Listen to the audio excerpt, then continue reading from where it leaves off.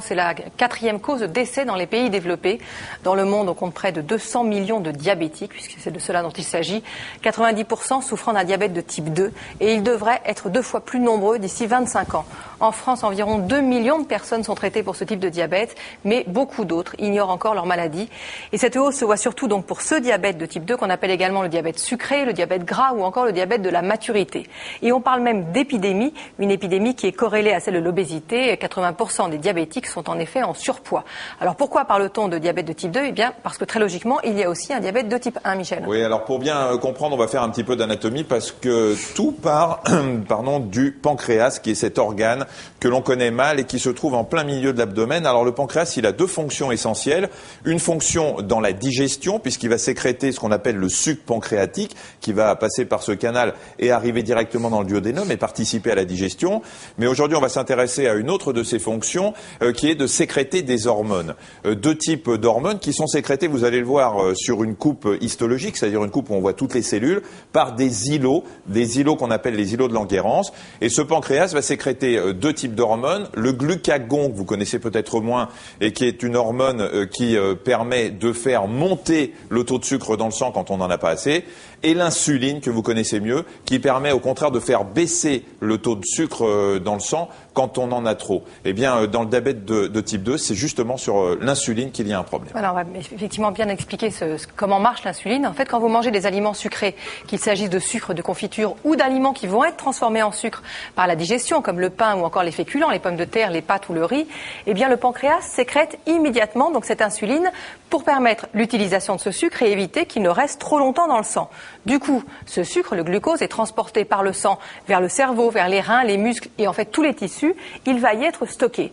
Et puis quand vous êtes à jeun, il va se passer le phénomène exactement inverse. Moins d'insuline est sécrétée. Du coup, le sucre ressort des cellules, de ces tissus, pour être utilisé. Résultat, c'est qu'à toutes les heures de la journée, le taux de sucre dans le sang, qu'on appelle la glycémie, va rester stable. Et c'est ce qui ne se produit plus quand il y a un diabète. Oui, alors dans le diabète de type 1, celui qu'on dit insulinodépendant, qui touche les jeunes, les cellules qui sécrètent l'insuline, dont je vous ai parlé tout à l'heure, elles sont détruites par un mécanisme que finalement on ne connaît pas bien.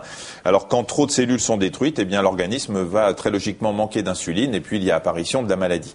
Dans l'autre diabète, celui qui nous intéresse aujourd'hui, le diabète de type 2, il y a un double phénomène. D'une part, cette sécrétion d'insuline va diminuer, puis d'autre part, cette hormone est moins efficace. En fait, les cellules graisseuses, les cellules du foie et les cellules des muscles, dont vous a parlé Marina, deviennent moins sensibles à cette hormone. Dans les 2 cas, le résultat, eh bien, c'est que le taux de sucre dans le sang va monter et on va constater, à l'inverse des hypoglycémies, ce qu'on appelle des hyperglycémies. Alors, quels sont les traitements de ce diabète de type 2 et pourquoi faut-il les respecter ? Les réponses du professeur Vexio, recueillies par Dominique Lanzalavi et Marc Lavastro. Dans le diabète de type 2, il y a 3 grands types de traitements. Le premier, c'est l'activité physique. Parce que l'activité physique, ça aide un petit peu à perdre du poids et surtout, ça fait que la sensibilité de l'organisme vis-à-vis de l'insuline augmente. Donc plus vous avez d'activité physique, mieux l'insuline qui est sécrétée va marcher. La deuxième chose, c'est comme je l'ai dit, le surpoids joue un rôle important et donc une bonne diététique équilibrée et qui a fortiori fera perdre du poids chez les gens en surpoids, c'est le second volet du traitement. Donc la diététique, c'est absolument essentiel. Et puis le troisième volet de traitement, bien entendu, eh bien, ce sont les médicaments qui vont aider à sécréter de l'insuline ou qui vont aider l'insuline qui est sécrétée à être active. Et puis parfois même, quand il n'y a plus assez d'insuline, eh on va apporter cette insuline. Ces traitements contraignants doivent souvent être pris toute la vie et leur dosage augmente avec le temps, car le diabète de type 2 est une maladie évolutive qui a tendance à s'aggraver. L'hygiène de vie et les médicaments ne doivent donc jamais être négligés. Le diabète de type 2, quand il n'est pas traité, il entraîne des conséquences graves au niveau des artères en particulier. Alors ça peut toucher les petites artères, ça peut détruire le rein, ça peut détruire la rétine et aller jusqu'à créer une cécité, une perte de la vue. Le rein, ça peut entraîner une insuffisance rénale qui peut conduire au rein artificiel, donc c'est extrêmement grave. Et puis ça touche aussi les plus grosses artères. Alors, les grosses artères, celles qui sont le plus touchées, c'est les artères du cœur, les artères coronaires. Et on sait très bien que le diabète est très souvent responsable d'infarctus, donc de lésions graves au niveau du cœur. Ça peut toucher les artères qui vont au cerveau et entraîner des accidents vasculaires. C'est la crise d'attaque, comme on disait autrefois, et ça c'est extrêmement grave aussi. Et enfin, ça touche les artères des jambes. Ça donne ce qu'on appelle l'artérite, avec un risque majeur d'artères qui se bouchent au niveau des jambes, ce qui peut conduire jusqu'à des nécroses au niveau des pieds, voire des amputations nécessaires pour les traiter. Donc c'est extrêmement grave. On va revenir sur ces complications parce qu'elles sont chiffrées. Ce qu'il faut bien comprendre, c'est que ce sont les à-coups hyperglycémiques, donc quand il y a trop de sucre dans le sang, qui sont dangereux pour les vaisseaux. Pour ceux du cœur, le risque de maladie cardiaque est multiplié par 15 chez les diabétiques. Les vaisseaux des reins, 10% des dialysés sont des diabétiques non traités. Les vaisseaux des jambes, 5000 amputations sont faites chaque année du fait d'un diabète non traité. Et puis enfin, les vaisseaux des yeux, le diabète est la première cause de cécité chez l'adulte. Et ces complications, et c'est tout le problème, se font insidieusement, à bas bruit, en cas de diabète gras, parce que le diabète maigre, lui, et le diabète de type 1 se manifestent très vite. Oui, et tant qu'il n'y a pas de complications, les diabétiques ne se sentent pas malades. Ils ont donc souvent du mal à accepter le suivi et les traitements qui, on l'a entendu, sont indispensables dans cette maladie. Et même quand la maladie est évoluée, le suivi est difficile. Écoutez le témoignage de Jean-Pierre, recueilli par Dominique Lanzallavi et Marc Lavastro. Depuis plus de 20 ans, les journées de Jean-Pierre sont rythmées par le même rituel. Matin, midi et soir, ce diabétique se pique dans les doigts pour mesurer son taux de glycémie et s'injecte ensuite de l'insuline pour réguler ce taux. Un traitement qu'il n'a pas toujours été évident de respecter pour cet ancien juriste dans une entreprise agroalimentaire. Aujourd'hui que je suis en retraite,